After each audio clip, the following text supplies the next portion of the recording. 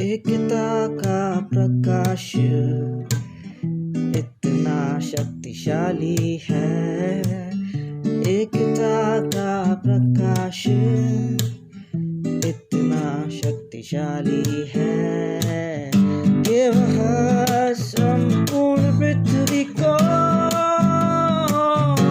प्रकाशित कर सकता है, प्रकाशित कर सकता है।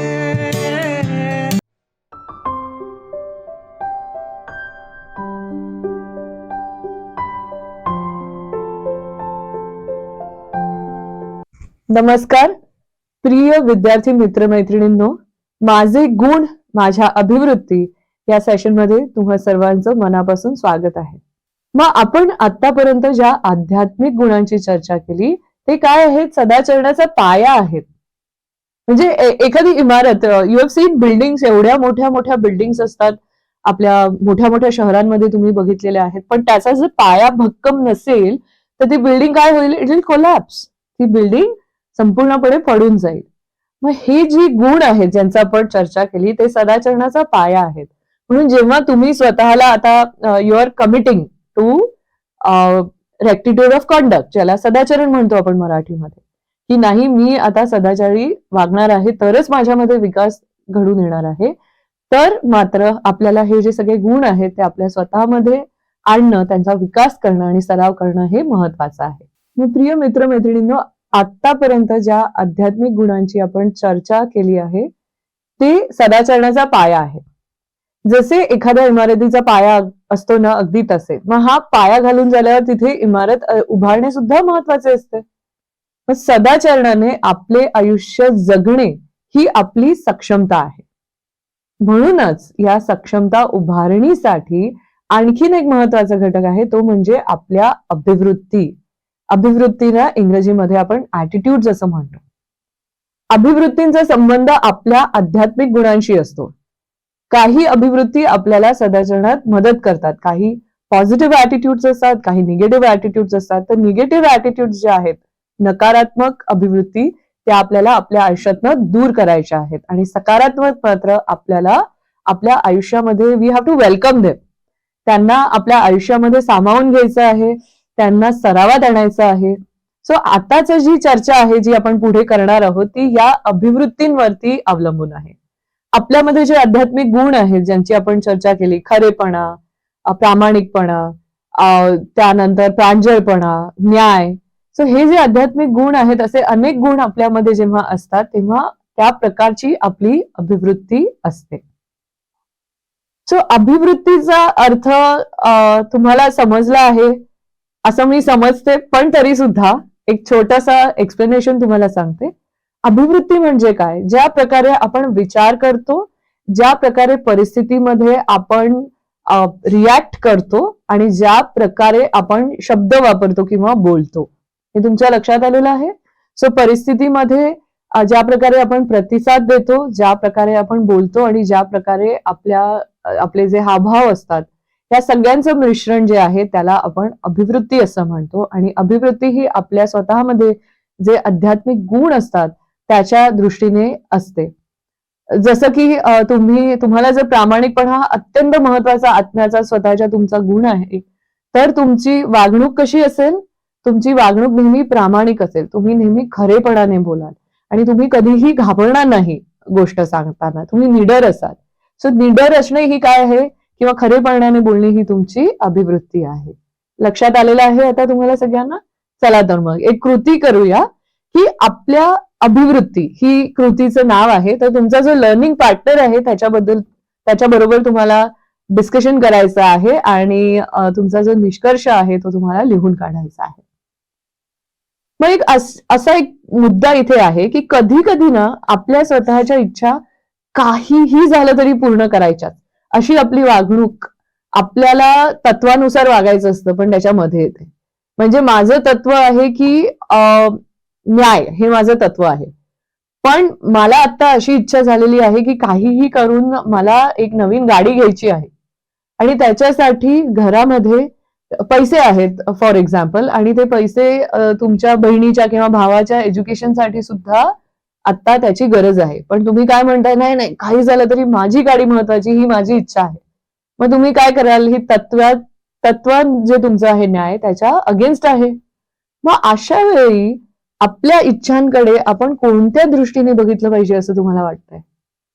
असा विचार करू शकता का तुम्ही, की ठीक आहे मला ह्याची अत्यंत आत्ता गरज वाटते, पण आपण नंतरही ह्याच्याकडे बघू शकू, किंवा इतर काही गोष्टींना आधी प्राधान्य देऊन नंतर आपण माझी इच्छा पूर्ण करू शकतो, किंवा माझ्या इच्छेमुळे दुसऱ्यांवरती अन्याय होतोय, मग हे तत्वाच्या आड येत आहे.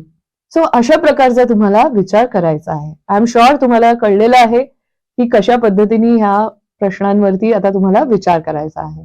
पुढे एक प्रश्न आहे आणि या सगळ्या अभिवृत्ती आहे ज्याचं आपण चर्चा करत आहोत, की जबाबदार आणि बेजबाबदार अभिवृत्ती असणे याचा अर्थ काय होतो? बेजबाबदार अभिवृत्ती आपल्याला सरळ मार्गापासून दूर नेते का आणि कशी? ऑफकोर्स आता जेव्हा आपण प्रश्न ऐकलेला आहे तेव्हा आपल्याला त्याचं उत्तर असंच वाटणार आहे की हो, बेजबाबदार अभिवृत्ती आपल्याला सरळ मार्गापासून दूर देणार, कारण बेजबाबदार असू तर आपण कामच वेळेवर करणार नाही, सगळ्या गोष्टींना आपण सबबी देत राहू.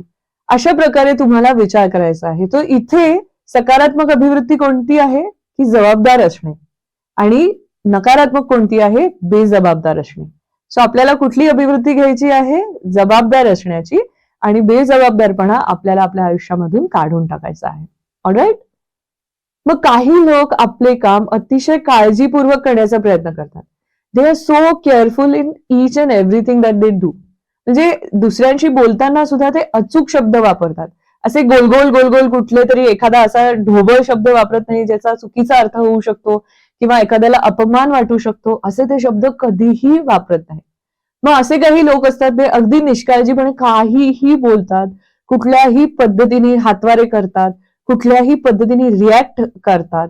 मग अशा चुकीच्या या निष्काळजीपणे बोलण्याच्या अभिवृत्तीचा सदाचरणावर काय परिणाम होतो असं तुम्हाला वाटतंय? ते सदाचरण पण म्हणू शकतो का? इथपासून आपल्याला विचार करण्याची गरज आहे. परत एकदा, प्रिसिजन म्हणजे अचूकपणा आपण ठेवायला पाहिजे आणि निष्काळजीपणा आपण आपल्या आयुष्यातनं काढून टाकायला पाहिजे. Another question that you have, खोटेपणा आणि अप्रामाणिकपणा याबाबत आपली अभिवृत्ती कशी असायला हवी? आपण त्यांचा तिरस्कार करायला हवा का? आपण कशाबद्दल बोलतोय? खोटेपणा आणि अप्रामाणिकपणा ही अभिवृत्तीबद्दल बोलतोय. ऑलराईट. या दोन्ही मानवाच्या नैसर्गिक उणीवा आहेत असे मानायला हवं. असं तुम्हाला वाटतं का की मनुष्य आहे तर तो खोटं बोलणारच, तो अप्रामाणिक असणार आहे, असं आहे का? तर असं जर वाटत असेल तर प्लीज आपल्या आयुष्यातनं ते बाजूला काढून टाका, कारण आतापर्यंत आपण इतक्या सुंदर आत्म्याच्या गुणांची चर्चा केलेली आहे जे आपल्या सगळ्यांकडे आहे. त्यामुळे खोटेपणा, अप्रामाणिकपणा या मानवाच्या नैसर्गिक उणीवा आपण मानू शकत नाही. ऑफकोर्स तुम्हाला तुमच्या लर्निंग पार्टनर बरोबर आणखीन चर्चा पण करायची आहे. ज्या व्यक्ती खोटे बोलतात आणि अप्रामाणिक असतात त्यांच्याबद्दल आपली अभिवृत्ती कशी असायला हवी? विचार करा हा, नक्कीच. हा महत्वाचा विचार आहे, कारण अशा खोट्या बोलणाऱ्या व्यक्ती, अप्रामाणिक व्यक्ती आपल्या आजूबाजूला दुर्दैवाने कधी कुटुंबामध्ये पण असू शकतात. मग आपण त्यांना कशा पद्धतीने मदत करू शकतो, आणि आपल्यामध्ये जर ही अभिवृत्ती असेल तर नक्कीच आपण ती काढून टाकायला हवी. मग पुढचा प्रश्न असा आहे की चुका आणि खोटं बोलणं या दोन गोष्टी नक्कीच सारख्या नाहीये. म्हणजे त्याला एरर आपण म्हणतो आणि mistakes, these are not exactly the same thing. खरे. तर जेव्हा इतर व्यक्ती चुका करतात त्याबाबत आपली अभिवृत्ती कशी असायला हवी ह्याच्यावर विचार करा. आपल्या स्वतःच्या चुकांबाबत आपली अभिवृत्ती कशी असायला हवी? आपण त्याच्यातून काहीतरी शिकायला पाहिजे, बरोबर? आपण जर त्या चुका परत परत परत परत करत राहिलो तर काहीतरी आपल्यामध्ये कमतरता आहे आणि त्याच्यावरती काम करणं गरजेचं आहे. ह्याची जाणीव आपल्याला झाली तरच आपण अभिवृत्ती बदलू शकतो. नंतर एक खूप डेंजरस अभिवृत्ती आहे ऍक्च्युली, मी म्हणतो तेच खरे किंवा माझंच बरोबर, अशी अभिवृत्ती असणं म्हणजे काय? ही ऑफकोर्स अहंभावाचे प्रकार आहेत, अहंकार आहेत, पण त्याच्याबद्दल आता तुम्ही चर्चा करा, कारण अशी अभिवृत्ती आपल्यामध्ये नकळत निर्माण होऊ शकते. आणि पुढे जाताना आणखीन एक चर्चा तुम्हाला करायची आहे, खरेपणा आणि प्रामाणिकपणा याबाबतचं तुमचं स्वतःचं मापदंड काय असायला हवं? की तुम्ही कधी कधी एक्सक्यूज म्हणजे कधी कधी शॉर्टकट्स घेणार. आज खरं बोललं तर चालेल, उद्या नाही चाललं, नाही बोललं तर ठीक आहे, एक दिवस नाही बोललं, अशी जर ऍटिट्यूड आपल्यामध्ये निर्माण झाली, अभिवृत्ती निर्माण झाली, तर हे खूप डेंजरस आहे. आपण नेहमीच प्रामाणिक आणि सत्यवादी असावे यासाठी तुम्ही स्वतःच्या आयुष्याला शिस्त लावायला हवी. अतिशय कॉन्शियसली म्हणजे very consciously you have to take these steps. आणि जसं आधीही आपण बोललेलो आहोत एका सेशनमध्ये की little by little, day by day, तुम्हाला सतत जर तुम्ही हे प्रयत्न करत राहिलात तर तुम्ही ही शिस्त लावू शकाल.